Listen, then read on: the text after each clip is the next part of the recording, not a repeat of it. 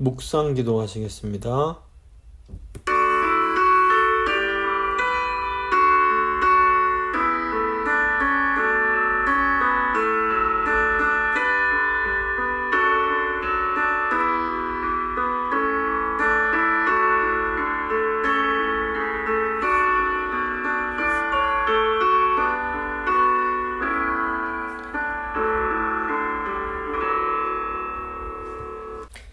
사도신경 고백합니다.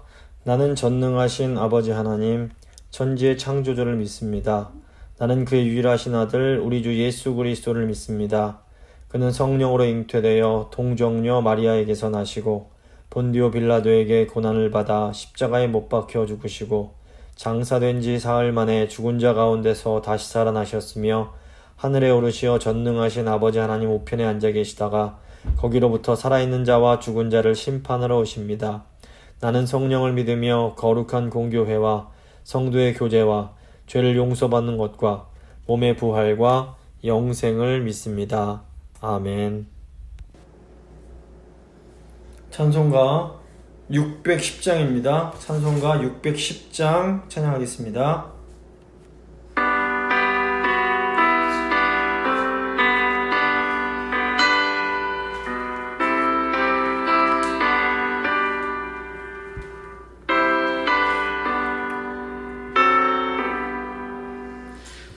고생과 수고가 다진하무 황량한 천국의 편이실 때 주님을 모시고 나살리니 영원히 빛나는 영광일세 영광일세 영광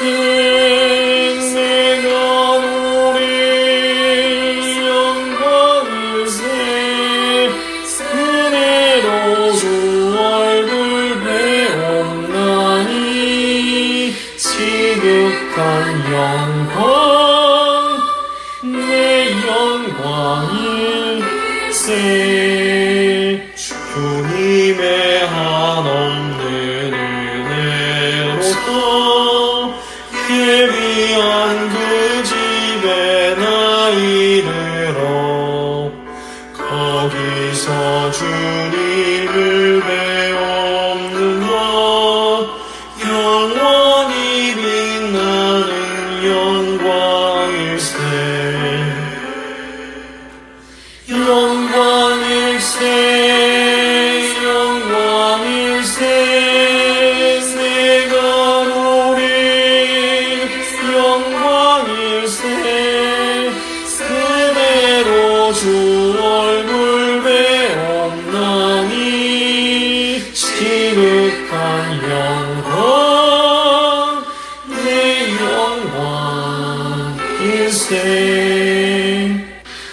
앞서간 친구를 만나볼 때 기쁨이 내 맘에 차련히 와 주께서 날마다 주시리니 영원히 빛나는 영광일세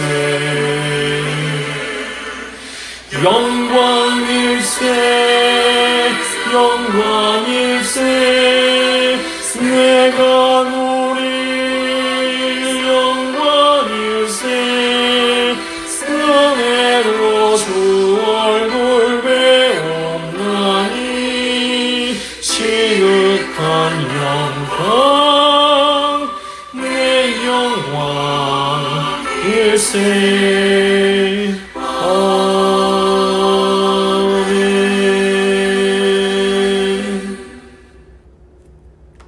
기도하시겠습니다. 살아계신 하나님 감사합니다. 오늘도 저희를 사랑하셔서 저희를 생명이 있는 하나님 말씀 앞으로 인도해 주신 것 진심으로 감사합니다. 하나님, 저희가 매 주일 또 매 순간 하나님 앞으로 나올 때마다 그 생명의 말씀에 귀 기울이는 심령을 허락하여 주시고, 성령 하나님, 저희가 귀로 그리고 머리로만 이 말씀을 이해하는 것이 아니라 정말 마음으로 이 말씀을 잘 받아들여서 저희 심령에 새 힘을 얻게 하시고 새 능력과 새 위로를 얻을 수 있도록 주여 도와주시옵소서. 이제 말씀 시작하는 시간이 오니 저희와 함께 해주시고 말씀 통하여 이 세상을 이해하고 저희 자신을 이해하며 또 미래의 소망을 품을 수 있도록 주여 인도하여 주시옵소서. 감사드리며 귀하신 예수 그리스도의 이름으로 간절히 기도드립니다. 아멘. 오늘 주신 하나님 말씀은 요한계시록 14장 14절부터 20절 말씀입니다. 요한계시록 14장 14절부터 20절 말씀 제가 봉독해 드리도록 하겠습니다. 또 내가 보니 흰 구름이 있고 구름 위에 인자와 같은 이가 앉으셨는데 그 머리에는 금 면류관이 있고 그 손에는 예리한 낫을 가졌더라. 또 다른 천사가 성전으로부터 나와 구름 위에 앉은 이를 향하여 큰 음성으로 외쳐 이르되 당신의 낫을 휘둘러 거두소서. 땅의 곡식이 다 익어 거둘 때가 이르렀음이니이다 하니 구름 위에 앉으신 이가 낫을 땅에 휘두름에 땅의 곡식이 거두어지니라. 또 다른 천사가 하늘에 있는 성전에서 나오는데 역시 예리한 낫을 가졌더라. 또 불을 다스리는 다른 천사가 제단으로부터 나와 예리한 낫 가진 자를 향하여 큰 음성으로 불러 이르되 내 예리한 낫을 휘둘러 땅에 포도송이를 거두라. 그 포도가 익었느니라 하더라. 천사가 낫을 땅에 휘둘러 땅에 포도를 거두어 하나님의 진노의 큰 포도주 틀에 던짐에 성 밖에서 그 틀이 밟히니 틀에서 피가 나서 말굴레까지 닿았고 1600 스타디온에 퍼졌더라. 아멘. 오늘은 요한계시록 38강 두 종류의 추수 라는 제목으로 하나님 말씀 같이 생각해 보도록 하겠습니다. 저희가 요한계시록 12장 13장에서 그 악의 삼위일체를 봤습니다. 그 용은 이제 그 마귀를 사탄을 상징한 것이었고 바다에서 올라온 짐승은 그 마귀를 따르는 적그리스도를 상징했고 땅에서 올라온 짐승은 적그리스도를 섬기게 만드는 그런 거짓 선지자를 상징했습니다. 이런 요한계시록 12장 13장은 이런 거짓의 삼위일체, 악의 삼위일체가 주님의 몸된 교회를 핍박하는 그런 내용이었습니다. 그리고 하나님께서 그걸 지켜주신 내용인데 14장은 이렇게 이런 짐승의 표를 받지 않은 신자들과 짐승의 표를 받은 불신자들이 어떻게 갈라지는지를 잘 보여줍니다. 14장은 크게 세 부분으로 되어 있는데 저희가 이제 지난 두 주에 걸쳐서 1절부터 5절은 시온산에 있는 14만 4천 명에 대한 내용이었습니다. 어떤 이단 같은 경우에는 14만 4천을 정말 문자 그대로 해석해서 오직 구원받는 사람 수가 14만 4천 밖에 안 되고 자기 교주를 믿어야지 이제 14만 4천 명이 들어갈 수 있다는 식으로 이제 거짓말을 하는데 이 요한계시록에 나온 14만 4천은 상징적인 숫자로서 구약의 12, 신약 12지파, 신약의 12제자 이게 다 이제 하나님 백성들을 상징하고 거기에 이제 천을 곱해서 아주 많은 숫자를 이제 상징한다고 볼 수 있습니다. 그래서 구약과 신약의 하나님을 의지하는 예수 그리스도를 믿는 그런 하나님 백성들이 많이 있다는 것을 상징합니다. 근데 이들이 어디 있냐면 시온산에 있었는데 이 시온산은 하나님의 보호를 받기 때문에 가장 안전한 곳을 상징합니다.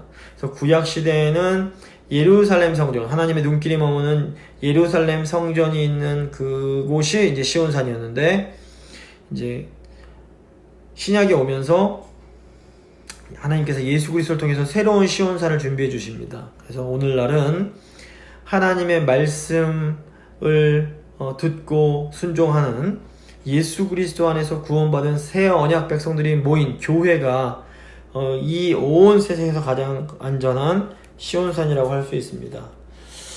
그다음에 이제 요한계시록 14장 6절부터 13절은 이제 새 천사가 나와서 구속과 심판의 메시지를 전하는 내용이 나옵니다. 새 천사가 하나씩 날아가면서 소리를 내는데 이것은 세상에 대한 하나님의 심판이 임박했음을 이제 의미합니다. 이 메시지를 듣는 사람들이 자기 삶을 바꿔서 하나님을 경배하고 하나님께 영광 돌리는 삶으로 이제 돌아서면 그들도 이제 시온산에 들어가서 안전하게 거할 수 있는 겁니다. 하지만 이 음성을 무시하고 끝까지 죄악의 길을 고집하면 이제 멸망의 길을 가는데, 이제 오늘 본문 14장 14절부터 20절이 이제 이 마지막에 어떻게 되는지를 극명하게 보여주는 겁니다. 그래서 구속과 심판이라는 두 종류의 추수에 대해서 오늘 이제 본문이 보여줍니다. 오늘 본문 보면 그 하나님을 농사짓는 농부로 비유를 하는데, 이제 농사가 농부를 지을 때는 그 열매를 항상 기대를 합니다. 그래서 근데 이 열매가 농부가 기대한 것처럼 좋은 열매가 있을 수 있고, 또 농부가 기대하지 않던 악한 열매도 있을 수 있습니다. 그래서 결국 하나님의 추수 때에는 두 가지 종류의 추수가 있는데, 알곡의 추수는 하나님이 원하시는 선한 열매를 거두는 것을 상징하고, 포도의 추수는 악한 행실의 열매를 심판으로서 거두는 것을 상징한다고 볼 수 있습니다. 먼저 이제 14절부터 보시면 그 구름 위에 인자 같은 이에 대한 내용이 나옵니다. 14절입니다. 또 내가 보니 흰 구름이 있고 구름 위에 인자와 같은 이가 앉으셨는데 그 머리에는 금 면류관이 있고 그 손에는 예리한 낫을 가졌더라. 사도 요한이 이 요한계시록을 썼던 데는 로마 제국 시대입니다. 이제 이 시대에는 로마 황제나 이제 로마의 어떤 원로원이 이 세계의 주도권을 쥐고 지배하는 것처럼 보였을 겁니다. 또 오늘날에 어떻습니까? 오늘날에는 뭐 미국이나 중국 같은 강대국의 지도자가 세상의 주도권을 꽉 쥐고 세계를 지배하는 것처럼 보일 수 있습니다. 근데 이 지금 사도 요한의 환상은 우리가 지금 눈으로 보는 현실이 전부가 아니라는 것을 보여줍니다. 사도 요한은 흰 구름 위에 있는 인자 같은 이를 보는데, 이 인자는 사람의 아들이라는 뜻으로, 이제 복음서를 보시면 예수님께서 이 세상에 계실 때 자신을 인자라고 칭하십니다. 이 인자는 다니엘 7장에서 이 종말론적인 왕을 암시하는 표현으로 사용된 표현입니다. 다니엘서 7장 13절 14절입니다. 내가 또 밤 환상 중에 보니 인자 같은 이가 하늘 구름을 타고 와서 옛적부터 항상 계신 이에게 나아가 그 앞으로 인도되매, 이제 이게 장차 온 세계를 다스릴 그 예수 그리스도를 상징합니다. 그에게 권세와 영광과 나라를 주고 모든 백성과 나라들과 다른 언어를 말하는 모든 자들이 그를 섬기게 하였으니 그의 권세는 소멸되지 아니하는 영원한 권세요 그의 나라는 멸망하지 아니할 것이니라. 이렇게 이제 다니엘이 장차 오셔서 만국을 다스릴 메시아를 이제 인자라고 표현을 합니다. 근데 왜 예수님께서 또 이제 복음서에서 자신을 이렇게 다니엘이 표현한 인자로서 표현을 하셨을까요? 예수님 당시에는 이 메시아의 헬라식 표현인 그리스도라는 말이 굉장히 강한 정치적 색깔을 띠게 되었습니다. 당시 유대인들은 이 구약 성경에 예언했던 메시아가 오시기만 하면 이 메시아가 다윗 왕처럼 강한 힘으로, 강한 군사력으로 이스라엘을 찾아왔던 이 민족을 다 무찌르고 하나님의 나라를 회복할 거다라는 기대를 했습니다. 그래서 실제로 예수님께서 활동하시던 시대를 전후로 해서 내가 메시아다, 내가 그리스도라 라고 외치면서 사람들을 선동해서 당시 강대국이던 로마 제국에 이렇게 반란을 일으키게 만드는 그런 사람들이 많이 있었습니다. 그래서 식민 지배를 하는 지역에 그 반란에 굉장히 민감했던 로마 제국은 유대 지역에서 이 메시아, 그리스도라는 말을 하는 사람을 굉장히 이제 민감하고 예의주시할 수밖에 없었던 겁니다. 그래서 이제 복음서 보시면 예수님께서 하나님의 때가 되어서 십자가 지시기 전까지는 자신이 그리스도이시면서도 자신이 그리스도라는 것을 다른 사람들에게 알리는 것을 굉장히 조심하시는 걸 볼 수가 있습니다. 이것은 이제 예수님께서 회복하시려는 하나님 나라가 온 세계를 위한 것이었지, 유대인들이 생각하는 것처럼 단순히 뭐 유대 민족만을 구원하고 회복시키는 것이 아니었기 때문에 그렇습니다.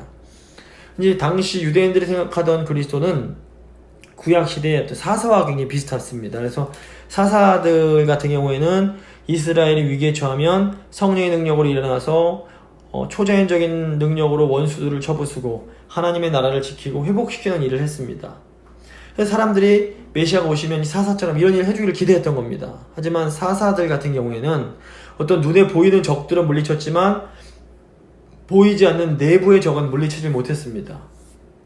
그래서 사사들은 하나님 백성들 내부에 있는 탐욕, 우상숭배, 악한 습관 같은 그런 정말 더 근본적인 문제들은 해결을 하지 못했습니다. 하지만 우리를 위해서 오신 예수님은 우리 이런 내면의 문제를 고쳐주시는 그리스도이셨습니다. 인자이신 예수님은 우리를 위해서 대신 희생하실 어린 양이셨습니다. 그런데 예수님께서 우리를 위해서 죽으셨는데 주님의 사명이 죽음에서 끝나지 않습니다. 주님은 십자가에서 죽으시지만 하나님의 능력으로 다시 살아나십니다. 사람들은 인간의 죽음을 절대적인 것으로 보지만 성경은 본래 죽음이 인간들에게 절대적인 것이 아니라고 가르칩니다. 본래 인간에게는 죽음이 없었습니다. 죽음은 인간의 불순종과 죄로 인해 생겨난 겁니다. 그래서 하나님의 아들이신 예수님이 하나님 말씀에 절대적으로 순종하셨을 때에 하나님께서 예수님을 다시 살리십니다. 그래서 예수님께서 지금 이제 하늘로 올라가셔서 인자의 모습으로 살아계신 겁니다. 이 인자께서 사실은 온 세상을 다스리시는 진짜 주인이신 겁니다.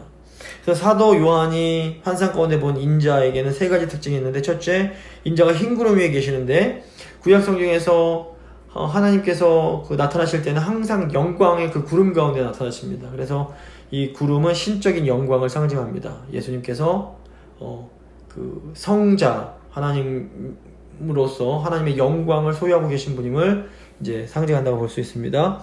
둘째로 인자가 머리에 금면류관을 쓰고 계신데, 이 면류관은 월계수 잎으로 만든 화관입니다. 그래서 로마 시대에는 어떤 경기의 우승자가 이 월계관, 승리를 상징하는 월계관을 쓰거나 또는 통치자들이 이 월계관을 써서 세상을 통치하는 권세가 있음을 드러냅니다. 그래서 예수님께서 금면류관을 쓰셨다라는 것은 예수님께서 영광을 가지고 계신 분인 동시에 온 세상을 통치하는 분이심을 상징한다고 볼 수 있습니다. 그리고 셋째로 이제 인자가 손에 아주 날카로운 예리한 낫을 갖고 계십니다. 이 낫은 추수할 때 쓰는 도구입니다. 성경에서 이 곡식을 추수하는 것은 신자들의 구원을 상징하기도 하고 또 한편으로는 악인들의 심판을 상징하기도 합니다. 그런데 이제 복음서를 보면 예수님께서는 이 성도들의 구원을 말씀하실 때 주로 이 추수의 비유를 사용하셨습니다. 마태복음 9장 37절 보시면, 이 제자들에게 이르시되 추수할 것은 많되 일꾼이 적으니 그러므로 추수하는 주인에게 정하여 추수할 일꾼들을 보내주소서 하라 하시니라. 또 요한복음 4장 35절에서도 너희는 넉 달이 지나야 추수할 때가 이르겠다 하지 아니하느냐? 그러나 나는 너희에게 이르노니 너희 눈을 들어 밭을 보라, 휘어져 추수하게 되었도다. 이거 보면 이제 예수님께서는 추수를 이렇게 하나님의 백성들을 구원하는 것으로 상징을 하십니다. 그래서 사도 요한이 본 인자가 하나님의 보좌 우편에 앉아 계시지 않고 구름을 타고 손에 예리한 낫을 가지고 당장이라도 어떤 그런 일을 하려고 하시는 것처럼 보입니다. 그래서 예수님은 그 인자, 하늘에 계신 인자로서 성도들에게 계속해서 성령의 능력과 말씀을 주심으로 악한 세력을 이기게 하십니다. 또 사단의 속임수로 인해서 세상에 혼란이 빠지지 않도록 우리 인자께서 지켜주십니다. 하지만 언제라도 하나님의 명령이 떨어지면 그 예리한 낫을 들고 이 세상에 오셔서 그 성도들을 거두시고 원수들을 발로 밟으실 준비가 되어 있으신 겁니다. 두 번째, 이제 알곡의 추수입니다. 15절 16절입니다. 또 다른 천사가 성전으로부터 나와 구름 위에 앉은 이를 향하여 큰 음성으로 외쳐 이르되 당신의 낫을 휘둘러 거두소서, 땅의 곡식이 다 익어 거둘 때가 이르렀음이니라 하니 구름 위에 앉으신 이가 낫을 땅에 휘두르매 땅의 곡식이 거두어지니라. 성전에서 나온 천사가 구름 위에 앉은 인자에게 낫을 거둬 추수를 해달라고 소리를 칩니다. 이건 보면 하나님의 심판이 아주 그냥 갑작스럽게 이루어질 수 있음을 저희가 알 수 있습니다. 중요한 것은 이 심판이 성전에서부터 시작된다는 겁니다. 하나님이 말씀하시면 그 말씀받은 천사가 예수님에게 이제 그걸 시작해달라고 부탁을 하는 겁니다. 이 성전, 하늘에 있는 성전에 두 가지 차원이 있습니다. 하나는 정말로 하나님 계신 하늘 성전이 있고, 다른 하나는 지금 우리가 모여서 예배드리는 공동체라는 그런 또 차원이 있습니다. 그래서 세상은 힘을 가진 자들의 생각대로 이루어지는 것처럼 보입니다. 하지만 결국에는 성전에서 나오는 하나님의 말씀대로 이 세상이 이루어지게 되어 있습니다. 아멘. 사탄이 유대인들을 자극해서 로마의 위정자의 권력, 본디오 빌라도의 그 손을 빌려서 예수님을 십자가에 못 박습니다. 근데 결국에는 십자가를 통해서 마귀의 뜻이 이루어진 것이 아니라 하나님의 구원이 이루어집니다. 아멘. 가룟 유다만 해도 이게 어떻게 보면 자기 욕심, 자기의 뜻을 이루려고 예수님을 배신했습니다. 하지만 결국 맨 뒤에 따지고 보면 이 일이 하나님의 그 구원을 도와드린 것이 됩니다. 그 로마가 제국의 확정을 위해서 전 세계에 도로를 닦습니다.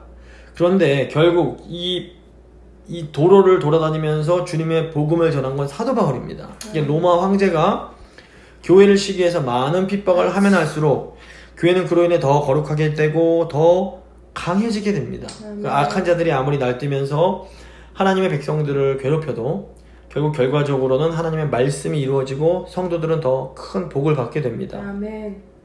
그 하나님이 가장 관심을 가지시는 것은 하나님의 알곡들이 잘 익는 겁니다. 곡식이 다 익었을 때에 하나님께서 낫으로 추수하라 말씀하십니다. 성경 보시면 알곡에 대한 비유가 많이 나오는데 세례 요한이 나보다 능력 많으신 분이 오시는데 알곡은 모아 곡간에 들이시고 쭉정이는 꺼지지 않는 불에 던질 것이다, 이렇게 예언을 합니다. 그래서 여기서 알곡은 하나님께서 받으실 만한 믿음을 소유한 사람을 의미합니다. 예수님을 믿음으로 하나님 아버지를 믿게 됩니다. 예수님을 믿으면 하나님의 살아계심을 믿게 되고 하나님의 말씀을 믿게 되는 겁니다. 이 믿음으로 하나님과 우리 사이에 어떤 통로가 뚫리게 됩니다. 어떤 믿음의 어떤 통로가 생겨서 그 관을 통해서 하나님의 능력이 우리에게 막 공급이 되는 겁니다. 이 능력으로 우리가 하나님 말씀에 순종하는 삶을 살 수 있게 됩니다. 그리고 이것이 바로 성도가 맺는 믿음의 열매가 되는 겁니다. 근데 우리가 알곡으로 익어져 갈 때 나타나는 현상이 있는데, 일단 말씀에 우리 10년권에 들어오면 나의 어리석음과 죄를 깨닫고 하나님 앞에 고백하는 일이 있게 됩니다. 과거에는 내 뜻대로 내 욕심대로 살았다는 것을 우리가 깨닫게 되고 하나님께 인격적인 항복을 하게 됩니다. 이때 성령께서 우리 마음에 막 부어지게 되는데 이것을 성령 세례라고 부릅니다. 이제 어떤 사람들은 이 성령 세례가 임할 때 방언을 하고 가슴에 불이 붙는 것 같은 경험을 하기도 합니다. 그래서 오순절 교회 같은 곳에서는 이 방언을 성령 세례의 증거라고 주장을 하기도 하는데, 이제 이것은 좀 너무 지나치다고 볼 수 있습니다. 하나님이 성령을 부어주실 때 사람들에게 나타나는 현상은 이 세상에 존재하는 사람 수만큼 굉장히 다양할 수 있습니다. 하지만 분명한 것은 성령이 우리에게 부어질 때에 우리는 하나님 앞에서 정말 말할 수 없이 죄인이었던 내가 예수님의 십자가 보혈로 모든 죄를 다 씻음 받았다는 이 강한 확신을 갖게 되는 겁니다. 예수의 피로, 그 보혈로 내 죄가 씻음 받게 되었다라는 이 확신을 가질 수 있는 것, 이게 우리가 성령 세례를 받았다는 증거가 됩니다. 그래서 예수님의 알곡과 가라지 비유를 보면 주인이 밭에 좋은 씨를 뿌렸는데 거기 이제 그 마귀가 가라지를 뿌리고 갑니다. 그래서 종들이 이제 보니까 이 알곡과 가라지가 같이 자라서 종들이 이제 그 주인에게 가라지를 뽑겠다라고 하니까 주인이 가라지 뽑다가 잘못해서 알곡이 다칠 수 있으니까 마지막 때까지 그대로 두라, 이렇게 말씀을 하십니다. 그래서 알곡도 제대로 은혜를 받지 못할 때에는 가라지처럼 보일 수 있다는 겁니다. 실제는 알곡인데 아직 은혜가 공급되지 못해서 하는 행동이 꼭 가라지 같은 겁니다. 그래서 탕자처럼 세상에서 방황하고 하나님께 반항하는 것처럼 보이다가도 어느 순간 하나님의 은혜를 받고 변해서 알곡으로 자라나는 사람들이 있을 수 있습니다. 그래서 말씀 듣고 바로 순종하는 그런 분들이 있는가 하면 끝까지 반항하다가 나중에 믿게 되는 분들도 있는 겁니다. 그래서 저희는 누가 구원받은 사람인지 아닌지를 함부로 단정해서 결코 안 됩니다. 그래서 하나님을 믿고 내가 죄인이구나 라는 사실을 정말 고백하면서부터 이 사람이 알곡으로 자라기 시작합니다. 곡식이 다 익었다 라는 것은 믿을 사람이 다 믿게 되어서 더 이상 이제 믿을 사람이 이 세상에 남지 않은 그런 상태를 의미합니다. 이때가 심판의 때로, 이때가 되면 주님께서 지체 없이 그 낫을 휘둘러서 곡식을 거두실 겁니다. 그래서 우리의 지금 이 시대를 사는 우리의 사명은 예수님을 열심히 증거하는 겁니다. 그러니까 복음을 믿게 하는 것은 성령의 일입니다. 우리가 뭐 믿게 하는 것까지 할 수 없습니다. 하지만 우리가 최선을 다해서 이 주님이 주신 힘으로 열심히 복음 증거의 삶을 살아야 됩니다. 때로 뭐 실수하고 넘어질 수 있습니다. 하지만 다시 믿음으로 일어서면 되는 겁니다. 그래서 알곡으로서 우리는 주님의 그 말씀을 잘 지키고 전하는 이 일을 하면서 살아가면 되는 겁니다. 이제 세 번째 포도의 추수가 나옵니다. 이 포도나무는 사실 보면 보잘게 없습니다. 그런데 그 열매가 굉장히 풍성하고 맛있습니다. 구약에서는 이스라엘 백성들을 포도원으로 종종 비유합니다. 예수님도 포도나무와 가지 비유를 드셨는데 이사야서를 보면 포도나무에 투자를 잘못해서 망한 사람의 비유가 나옵니다. 그래서 이스라엘이 극상품 포도인 줄 알고 모든 걸 투자했는데 나중에 보니까 들포도를 맺어서 망하게 되는 겁니다. 그래서 하나님께서는 우리에게 모든 걸 다 투자하십니다. 하나님은 우리의 열매 맺는 것만 보시고 모든 걸 다 우리에게 거십니다. 믿음은 하나님께서 반대로 믿음이란 건 우리 하나님께 우리 자신 모든 것을 투자하는 거라고 할 수 있습니다. 하나님께 우리 내 모든 걸 다 내어 맡기는 겁니다. 그래서 예수님도 포도나무와 가지에 대해서 말씀을 하시는데 이 가지가 포도나무에 잘 붙어 있으면 열매가 맺혀지게 됩니다. 그래서 가지가 나무에 붙어 있다라는 것은 우리가 주님의 말씀을 붙드는 것을 의미합니다. 그러면 우리에게 가장 중요한 성령의 그 진액이 우리에게 공급이 되는 겁니다. 그래서 우리가 극상품의 포도를 맺는 방법은 극상품의 하나님 말씀을 잘 듣고 잘하는 겁니다. 그러다 보면 저절로 열매를 맺게 되어 있습니다. 근데 이제 이게 오늘 본문의 포도 추수는 이렇게 좋은 의미는 아닙니다. 17절, 18절 보시면 또 다른 천사가 하늘에 있는 성전에서 나오는데 역시 예리한 낫을 가졌더라. 또 불을 다스리는 다른 천사가 제단으로부터 나와 예리한 낫 가진 자를 향하여 큰 음성으로 불러 이르되 내 예리한 낫을 휘둘러 땅에 포도송이를 거두라. 그 포도가 익었느니라 하더라.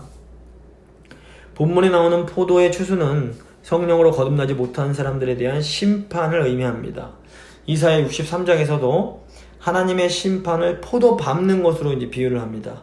에돔에서 붉은 옷을 입고 나타나는 한 사람에게 누가 질문을 합니다. 이사야 63장 2절 3절입니다.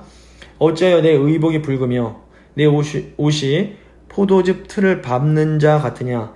만민 가운데 나와 함께한 자가 없이 내가 홀로 포도즙 틀을 밟았는데 내가 노함으로 말미암아 무리를 밟았고 분함으로 말미암아 짓밟았으므로 그들의 선혈이 내 옷에 튀어 내 의복을 다 더럽혔음이니. 그러니까 지금 포도를 이렇게 터트릴 때 나오는 붉은 과즙은 사람들의 피를 생각나게 합니다. 포도 추수는 하나님의 말씀에 불순종하는 사람들에 대한 하나님의 진노의 심판을 의미합니다. 근데 사실 이 이스라엘 사람들에게 포도주 당번일은 굉장히 익숙한 일이었습니다. 포도를 다 딴 후에 여러 사람이 들어갈 수 있는 큰 포도주 틀에 넣습니다. 그리고 남자들이 발로 그 포도들을 밟아서 이 포도를 다 터뜨립니다. 이때 이제 밟는 사람의 몸은 이 포도물이 튀어서 몸 전체가 빨갛게 물들고 완전히 피에 젖은 것처럼 됩니다. 이 포도가 많을 때에는 허벅지까지 포도액으로 이렇게 물들게 되는 겁니다. 그러니까 물과 성령으로 거듭난 사람은 계속해서 이렇게 성령의 은혜가 공급되기 때문에 점차 알곡으로 익어갑니다. 근데 알곡의 특징이 뭡니까? 겸손입니다. 알곡이 무거워지니까 머리를 숙이게 됩니다. 그래서 알곡은 놀라운 경건의 능력이 있고 거룩한 열정이 있지만 다른 사람들 대할 때는 늘 이렇게 편안하게 고개를 숙이면서 이렇게 대하게 됩니다. 하지만 거듭나지 않은 사람은 성령으로부터 하나님의 거룩한 성품을 공급받지를 못합니다. 그래서 자기 생각대로 자기 야망대로 행동을 하고 결국 자기도 모르게 죄악의 포도를 맺게 됩니다. 이 포도가 익는다라는 것은 겉보기에는 탱탱하고 잘 익은 것 같은데 그 안에는 교만으로 가득 차 있는 것을 말합니다. 그러니까 죄가 사람 안에 가득 차 있는 겁니다. 그래서 그 죄로 익은 포도를 밟으면 교만의 액이 튀어서 옷도 붉게 만들고 얼굴까지 붉게 만드는 겁니다. 19절 20절입니다. 천사가 낫을 땅에 휘둘러 땅에 포도를 거두어 하나님의 진노의 큰 포도주 틀에 던짐에 성 밖에서 그 틀이 밟히니 틀에서 피가 나서 말 굴레까지 닿았고 1600 스타디온에 퍼졌더라. 이 구원을 받은 알곡은 겸손해서 작은 죄도 싫어합니다. 근데 이제 심판을 받아서 망할 포도와 같은 사람은 내 죄를 아무도 모른다고 생각해서 자꾸 죄를 쌓아놓고 교만도 쌓아놓는 겁니다. 그리고 욕심을 쌓아놓다가 나중에 밟으면 터지는데 그게 이제 온 사방으로 다 튀게 되는 겁니다. 지금 보면 피가 말 굴레까지 닿는다라는 것은 피 높이를 이제 설명하는 건데, 말을 타고 이제 강을 건너다 보면 물이 말 굴레까지 오는 경우가 있습니다. 이것은 그러니까 피가 너무너무 많아서 아주 큰 강이 되어 흘러서 그 말 굴레까지 임하게 됐음을 의미합니다. 또 피가 1600 스타디온까지 퍼진다고 그러는데 1600 스타디온은 300 킬로미터 정도로 그 넓이가 팔레스타인 전체에 해당하는 어마어마하게 큰 크기입니다. 근데 이제 사실 이렇게 이 뭐 말 굴레, 그다음에 1600 스타디온의 이런 실제 의미보다 그 안에 담긴 상징적인 의미가 중요합니다. 1600을 분해해보면 4 곱하기 4 곱하기 10 곱하기 10입니다. 4는 보통 성경에서 세상 전체를 의미하고 10은 세상을 통치하는 왕들과 관련이 있습니다. 그래서 이 심판은 온 세상의 통치자들과 관련된 심판이라는 것을 저희가 볼 수 있게 됩니다. 그래서 죄로 익은 포도가 이렇게 심판받는 것은 우리에게 두 가지를 이제 알려주는데, 첫째로 이 세상에 미련하게 죄를 품고 살아가는 사람들이 굉장히 많다는 것을 알려줍니다. 수없이 많은 사람들이 죄를 품고 살고 있는데 이 죄가 곪고 골마서 나중에 터지면 온 세상을 다 덮을 만큼 어마어마하게 큰 죄라는 겁니다. 이 죄의 양이 너무 많아서 그 피의 높이가 말굴레까지 오고 온 이스라엘을 덮을 만큼 넓은 겁니다. 오직 어린 양이신 예수님께로 피하는 사람만이 이 엄청난 재앙에서 피할 수가 있는 겁니다. 둘째로 이 죄는 온 세상의 위정자들과도 밀접한 관련이 있습니다. 하나님으로부터 통치의 권세를 받은 위정자들이 그 힘과 권세를 잘 사용하면 하나님의 정의를 회복하는 데 아주 귀하게 사용될 수 있습니다. 그래서 저희가 위정자를 위해서 기도해야 됩니다. 한국이나 미국이나 또 이제 중국이나 위정자들이 굉장히 중요합니다. 하지만 이렇게 위정자들이 교만해져서 하나님이 주신 권세를 잘못 사용하면 로마 제국의 네로처럼 적그리스도가 돼서 하나님을 대적하고 하나님을 박해하는 무시무시한 존재가 됩니다. 그리고 이런 자들은 결국 하나님의 아주 무서운 심판을 받게 됩니다.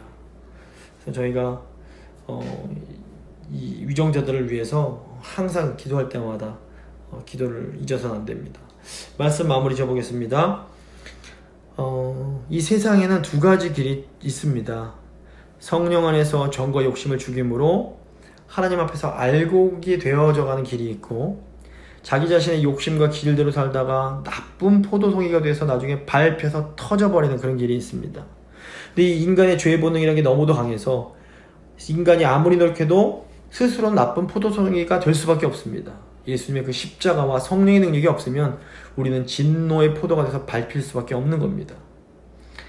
사도 바울은 사람이 무엇으로 심든지 그대로 거두리라 이렇게 말을 합니다. 육체로 심은 자는 육체로 썩어진 것을 거두고 성령으로 심은 자는 성령으로부터 영생을 거둔다는 겁니다. 지금 우리가 심는 대로 거두게 되어 있습니다. 우리가 믿는 바에 따라서 살고 그 열매를 우리가 거두게 되는 겁니다. 그러므로 우리가 육신을 따라 살다가 육신의 열매, 죽을 열매, 썩을 열매를 거두는 것이 아니라 성령으로 살다가 성령의 그 생명의 열매를 거둘 수 있도록 우리가 함께 기도하고 하나님을 바라보면 좋겠습니다. 지난번 들은 말씀 기억하시면서 하나님, 저희가 성령을 따라 살고 성령의 열매를 거두는 저희가 되기를 원합니다. 주님 도와주십시오. 간절히 기도하겠습니다.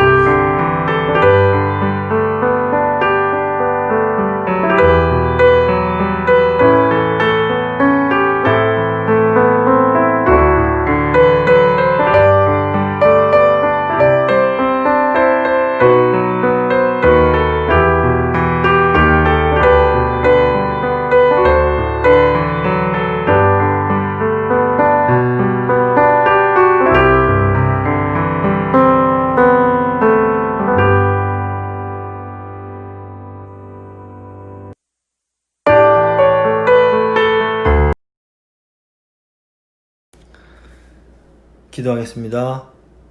살아계신 하나님, 오늘도 말씀 통해서 이 세상에 결국에는 딱 두 종류의 사람이 있음을 다시 한번 생각하게 하시니 감사합니다.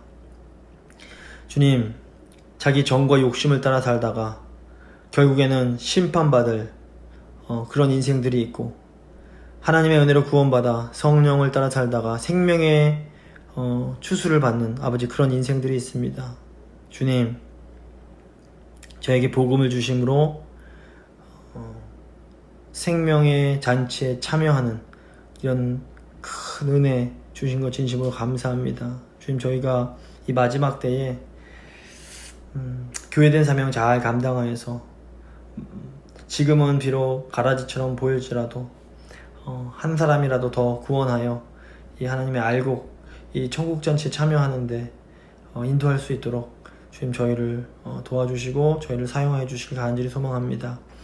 하나님, 저희 성도님들 일평생 하나님 말씀 붙들고 살아오신 것 주님께서 아십니다. 주님, 이 인생의 마지막 순간도 정말 하나님께 신실하여서 정말 주님 보실 때 정말 아름다운 알곡들로 주님 앞에 드려질 수 있도록 저희 성도님들 한 분 한 분 끝까지 지켜주시길 간절히 소망합니다.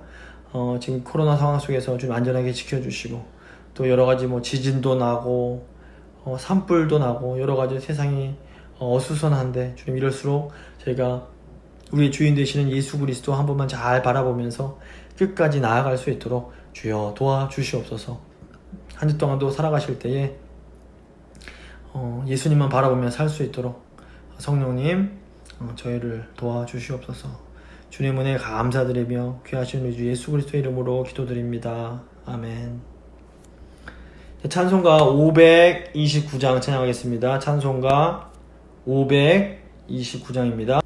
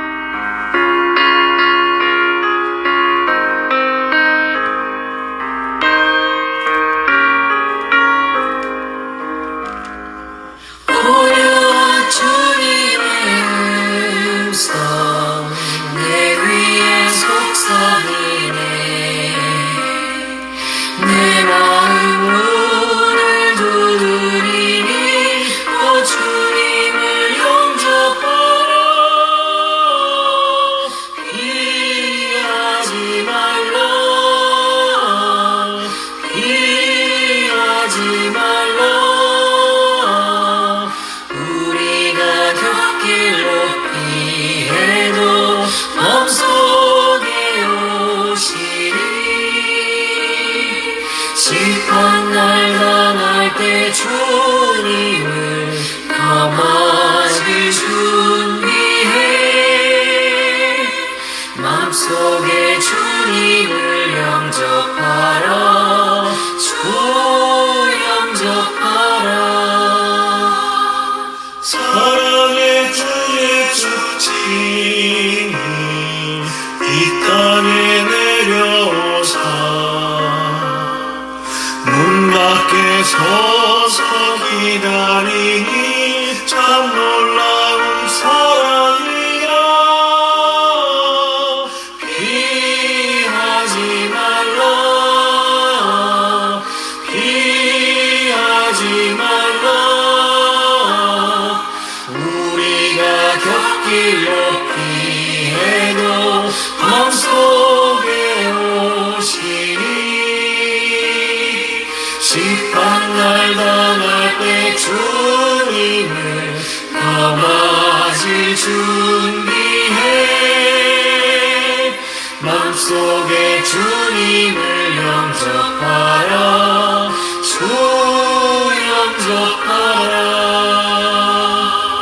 주님이 부르는 음성 널 받아주시나니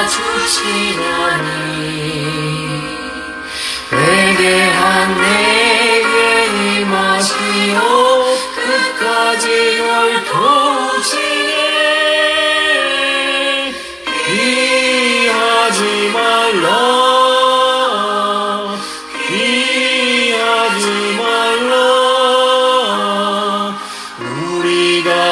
곁길로 피해도 맘속에 오시리 심판날 당할 때 주님을 다 맞을 준비해 맘속에 주님을 영접하라 주 영접하라 주님의 은혜를 받고 너 주를 영접하라 마음을 활짝 열어놓고 너 주님을 영접하라 피하지 말라 피하지 말라 우리가 곁길로 피해도 맘속에 오시리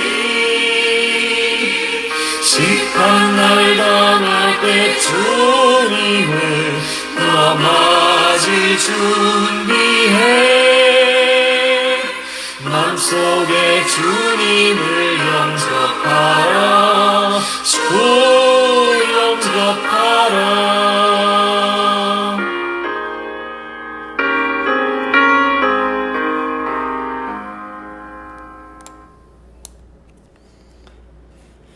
주기도문으로 오후 예배 마치도록 하겠습니다. 하늘에 계신 우리 아버지, 아버지의 이름을 거룩하게 하시며 아버지의 나라가 오게 하시며 아버지의 뜻이 하늘에서와 같이 땅에서도 이루어지게 하소서. 오늘 우리에게 일용할 양식을 주시고 우리가 우리에게 잘못한 사람을 용서해 준 것 같이 우리 죄를 용서하여 주시고 우리를 시험에 빠지지 않게 하시고 악에서 구하소서. 나라와 권능과 영광이 영원히 아버지의 것입니다. 아멘.